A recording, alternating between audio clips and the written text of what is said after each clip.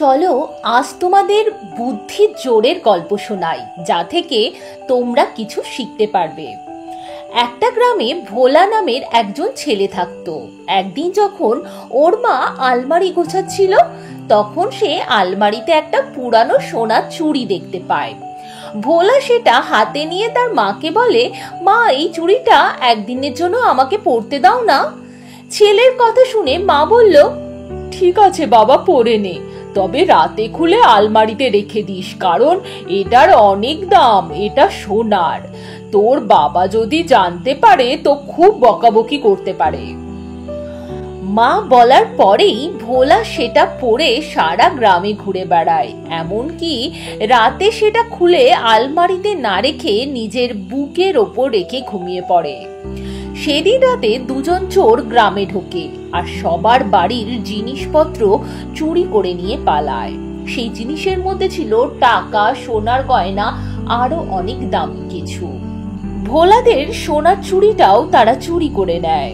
সকালে যখন গ্রামবাসীরা জানতে পারে যে তাদের সব দামি জিনিস চুরি হয়ে গেছে, তখন তারা চেঁচামেচি জুড়ে দেয়। ওরা সব জায়গায় চোরকে খোঁজে, কিন্তু কোথাও চোরকে খুঁজে পায় না। ভোলার বাবা যখন জানতে পারে ভোলার জন্য তার সোনার চুড়ি হারিয়ে গেছে, তখন তিনি খুব রেগে যান আর ভোলাকে খুব মারতে থাকে।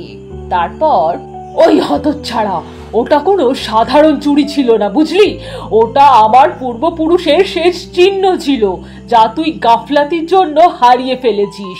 বেরিয়ে যা ঘর থেকে, এক্ষুনি বেরিয়ে যা, তোর মুখ আর আমি কোনোদিন দেখতে চাই না। এরপর ভোলার বাবা তার বউকেও খুব বকাবকি করে ভোলাকে চুড়িটা দেওয়ার জন্য।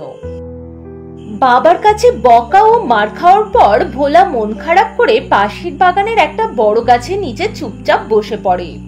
ওই গাছের নিচে বসে ওই দুটো চোর, যারা গ্রামের সব জিনিস চুরি করেছিল, তারা চুরি করা জিনিসগুলো ভাগ করছিল আর খুব জোরে জোরে কথা বলছিল। তাদের কথা শুনে ভোলার মাথায় একটা বুদ্ধি আসে।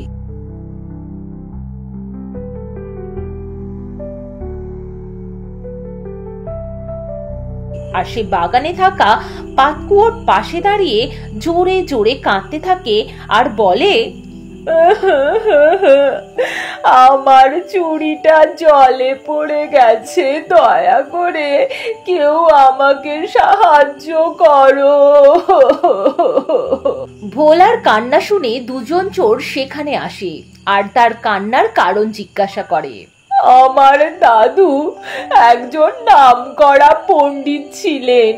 উনি জমিদারের বাড়িতে পূজা করে একটা মোটার সোনার চুড়ি উপহার পান, যা হিরে মণি মুক্ত খচিত ছিল। আমার বাড়ির লোকেরা আমাকে ওই চুড়িতে হাত দিতে দিতও না, কিন্তু তাদের অজান্তেই আমি চুড়িটা পরে পাতকুয়োর পাশে খেলছিলাম। হঠাৎ চুড়িটা আমার হাত থেকে খুলে পাতকুয়োতে পড়ে যায়। এখন যদি আমার বাড়ির লোকরা জানতে পারে যে আমি চুড়িটা পাতকুয়োর জলে হারিয়ে ফেলেছি, তাহলে ওরা আমাকে আর আস্ত রাখবে না। এই কথা শোনার পর দুই চোরের মধ্যে ঝগড়া বেঁধে যায় কে ওই চুড়িটা নেবে।